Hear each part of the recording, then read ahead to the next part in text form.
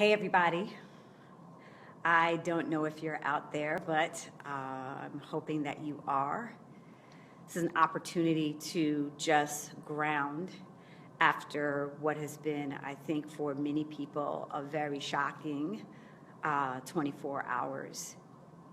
And I've been hearing that our folks have been really busy on the posts in our community, on my stream, on Move the Crowd stream, and so I wanted to create a moment and an opportunity to just bring our community together and take a very deep breath in the wake of what has been, again, as I said, a very shocking result in the last 24 hours. I want to remind you all that you are exactly who you were yesterday.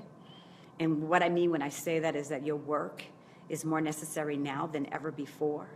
The viability of what you do is more necessary now than ever before.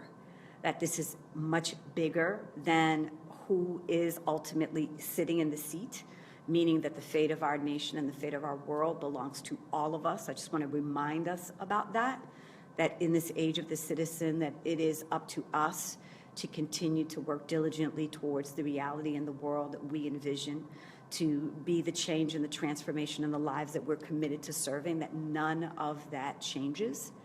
And also to say that we have the opportunity to start to look at how we become whole again. There are a lot of divides that were kicked up in the context of this election, and we have the opportunity to help be a healing force in how we're bringing our nation together, and also to really understand what was the chord that was struck. All right, for some of us, we can't believe the numbers look the way they look, or we can't believe that the states were the color that they were, or right, wherever you're standing in that. We have elected a leader. We've done that. And this leader now has to do the job of leading this nation, and whether that person was our choice or not our choice, we still get to decide what is the kind of world we want to see, what is the kind of nation we want to be, who are the kinds of people that we want to serve and uplift and create opportunity for, and we get to work as leaders in this new paradigm with that commitment in mind. So I am the same person today that I was yesterday, and I believe that you are the same person even in whatever it is that you're feeling, whether they're feelings of joy or whether they're feelings of shock and dismay. You are still you, and what you have to offer is still valuable, is still viable, is still relevant, is still necessary. And so I want to remind us and invite us to reground in the truth of who we are, and to also help restitch the fabric of our nation, because the people who voted for our current president have voted for change, and they've voted for change that they hope are going to improve their everyday lives. And they actually want many of the same things that we want. Whether or not we believe their choice was the right choice is actually irrelevant at this point. They've chosen, and we now have the opportunity to listen for and look for all of the ways that we can begin to bridge us and heal us and unite us again, because otherwise it is going to be a very, very, very long slog over these next 4 years. And we've got work to do, you all. I believe that this is bigger than the election. I believe that this is bigger than any one man or any one woman. I think there are larger forces at work that are about waking us and shaking us into a new reality and into a new paradigm. And we are here. So if you are awoke, welcome to the conversation. Welcome to the age of the citizen. This now becomes your opportunity to look at who you want to be and how you want to be in the context of your work. You are needed now. You are needed now more than ever before.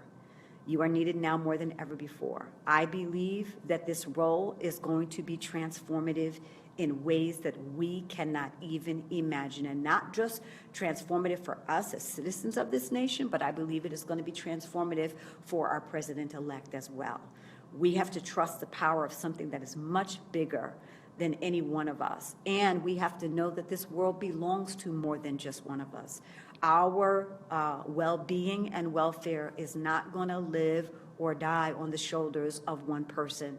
So we have to remember that we have an active role to play in the future that we want to architect for ourselves, for our families, for our children, and that we get to continue to play that role full on in partnership, and that we get to call for the highest intention, and we get to call for the highest integrity, and we get to really invite our new president to recognize and get grounded in the power of what it means to now ultimately lead 300 million people, right? So here we go, you all. Deep breath, deep grounding. Cry if you need to cry, shout if you need to shout, dance if that's what there is for you to do. And know that when you come back from all of that, we got work to do. I love you. I'm committed to you all. I'm here today with a community of innovation fellows, and we're doing the work. We're behind closed doors, working diligently here in Atlanta, architecting and thinking about the future. And I know, and the present, right? And I know that wherever you are as well. So you may need a day to come back, but I am going to say to you, come back. We need you. Be the light. So important in this time. So important in this time. So important in this time. We trust the larger forces that are at work here, and our job is to do our job, which is to be the light and to hold the door open for the transformation and the healing and the reuniting of our nation, of our world, of our community. All right, you guys, I love you. More soon. Be well. Bye.